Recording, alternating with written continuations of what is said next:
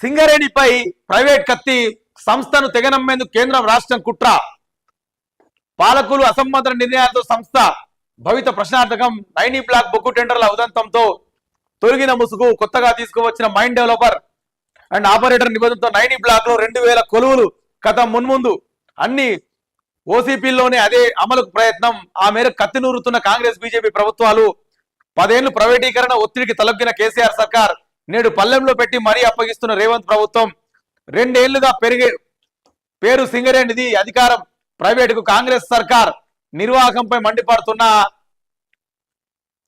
మండిపడుతున్న కార్మికులని చెప్పేసి కూడా మనం చూస్తున్నాడు కేంద్రంగా నేడు అదే పాట రాష్ట్రం సింగరేణి పరిస్థితి దినదినంగా మారింది. ఇప్పటికే కేంద్రం 119.6 మిలియన్ టన్నుల కోయగూడెం బ్లాక్ 3ని ఆరో మైనింగ్ ప్రైవేట్ లిమిటెడ్ కు 69.6 మిలియన్ టన్నుల Sathupalli block 3 Sri Avantika contracts limited సంస్థలకు అమ్మేసింది.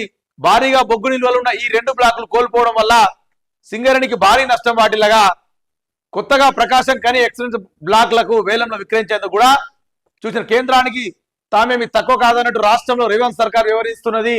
సింగరేణి ఆధ్వర్యంలోని నైనీ బొగ్గు బ్లాకు అన్ని విధాల ప్రైవేట్ వ్యక్తులకు అప్పగించి మరో ద్రోహం చేసి సిద్ధమవుతుంది. కేంద్ర ప్రభుత్వం బొగ్గు బ్లాకులకు నిర్దాక్షణంగా అమ్మేస్తుంటే అడ్డుకోవాల్సింది పోయి వత్తాసు పలుకుతున్న తాజా ఘటనలు కూడా. అయితే వాస్తవానికి ఈ నైనీ ఏదైతే ఈ కోల్ స్కామ్ జరుగుతుంది కదా, ఈ నైనీకి సంబంధించిన నైనీ బొగ్గు గనులకి సింగరేణిలో ప్రైవేటీకరణ చేసే తెగ నమ్ముకోవడానికి సింగరేణిని అమ్మడానికి కేంద్ర రాష్ట్ర ప్రభుత్వాలు సిద్ధంగా ఉన్నట్టు కూడా ఒక వార్త ఇక్కడ వచ్చింది. గతంలో కేంద్ర ప్రభుత్వం కూడా చేసిందా ఇదే తీరు, ఇప్పుడు అదే తీరుకు కూడా రాష్ట్ర ప్రభుత్వం అనుసరిస్తుందంట. దాదాపుగా రాష్ట్రంలో ఈ నైనీకి సంబంధించి ముఖ్యమంత్రి రేవంత్ రెడ్డి బామ్మార్దికి సంబంధించిన ఇక్కడ వార్త చూసుకోవచ్చు, సృజన్ రెడ్డికి సంబంధించిన వార్త చూసుకోవచ్చు. దాదాపు 6,000 కోట్ల స్కామ్ ఇది ఇప్పుడు జరుగుతుంది కాదంట. తెలంగాణ రాష్ట్రంలో కాంగ్రెస్ ప్రభుత్వం వచ్చిన తర్వాత బొగ్గు గని మీద మొత్తం కంప్లీట్ గా స్కామే జరుగుతుందట. అందుకే Harish Rao pin to pin paper to paper తీసి సాక్ష్యంతో సాము రెడీ పెట్టి సిద్ధంగా ఉన్నాను. 6,000 కోట్ల స్కామ్ పోనీ చూసి చూడనట్టుగా సెంట్రల్ గవర్నమెంట్ కూడా ఏదో సినిమా చూసినట్టు చూసి పెడుతుందంట. నా Kishan Reddy board of director Singareni board of director తోటి మీటింగ్ పెట్టిన తర్వాత అట్లీస్ట్ వచ్చి ప్రెస్ మీట్ కూడా కంప్లీట్ ప్రెస్ మీట్ పెట్టి కూడా చెప్పేంత అది లేకుండా ఆయనకు అదే అయిపోయిందంట.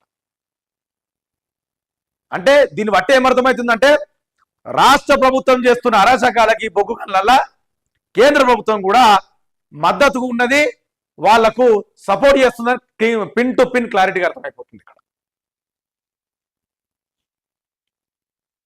మొన్న డిప్యూటీ సీఎం గారు కూడా బట్టి విక్రమార్క గారు డైరెక్ట్ ఒక మాట చెప్పారు, నేను తట్టెడు బొగ్గు కూడా నేను బయటకు పోనీయా, బయట ఉన్న అసలు బొగ్గు గని మీద నేను కన్ను వాళ్ళనియాలని చెప్పేసి ఒక మాట ఆయన గట్టిగా మాట్లాడాడు.